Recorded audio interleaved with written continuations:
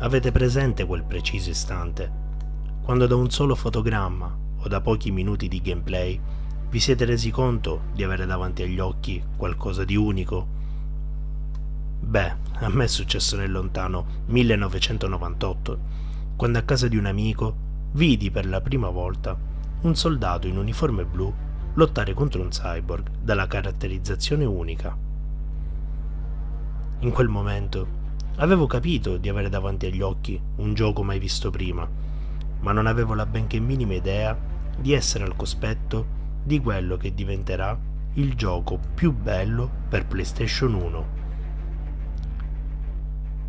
Parlare della trama di Metal Gear è veramente complicato e non basterebbero ore e ore di video per raccontarla come merita, e quindi cercherò solo di introdurvi nel mondo di Metal Gear, partendo dal capitolo che trasformò un gioco in una perla, un personaggio in un'icona e un designer in un maestro assoluto.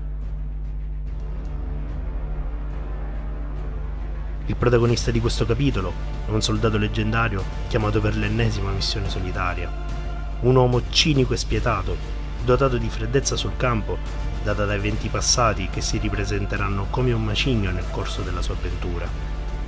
Solid Snake, il nostro soldato, dovrà fare uso di un equipaggiamento trovato sul posto e affidarsi a tutto il suo addestramento per infiltrarsi in una base di stoccaggio piena di testate nucleari.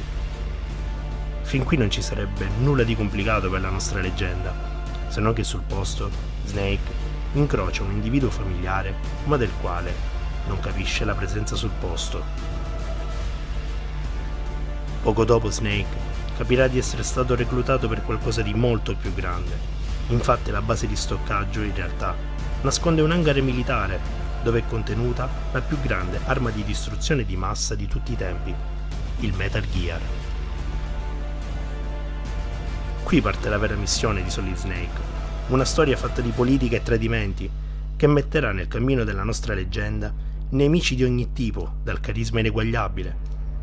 E adesso sta a voi a decidere se armarvi della vecchia console Sony e cominciare a vivere nei panni di Snake. Se lo farete, entrerete in un mondo unico, contornato da colpi di genio che solo un maestro come Hideo Kojima poteva creare. E a me non resta solo che ringraziare questo maestro e dirgli che abbiamo ancora bisogno di giochi come Metal Gear. Io ti ringrazio, Hideo Kojima, grazie davvero.